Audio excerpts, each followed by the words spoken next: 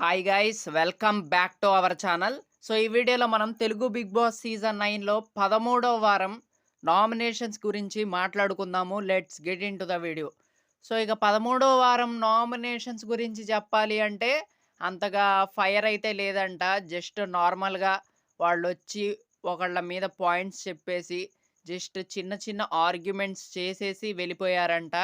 So ఈ వారం నామినేషన్స్లో అంత ఫైర్ ఉండకపోవచ్చు. అంత హీటెడ్ ఆర్గ్యుమెంట్స్ అయితే జరగకపోవచ్చు అనైతే మనకు తెలుస్తుంది.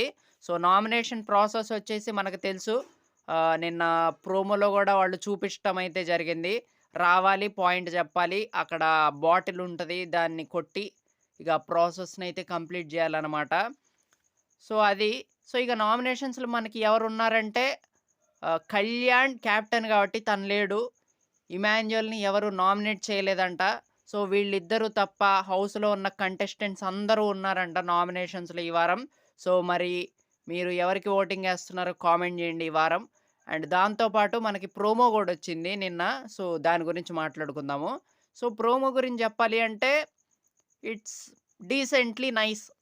అంటే ఓవర్‌గా లేదు. అలా అని ఓ తీసి పడేయాల్సిన ప్రోమో గూడా గాదనమాట. So, it's decently good. So, మనకి ప్రోమోలో గనక చూసుకుంటే, ఇమాన్యుయల్ వచ్చేసి రీతూని నామినేట్ జేస్తున్నట్లయితే తెలుస్తుంది. సో, వాళ్ళిద్దరి మధ్య అదొక ఆర్గ్యుమెంట్ అయితే జరుగుతుంది. సో, ఇంకోటొచ్చేసి మన బర్నీ శంకర్ గారొచ్చేసి, మన సంజన గారిని నామినేట్ జేసినట్లయితే తెలుస్తుంది ప్రోమోలో.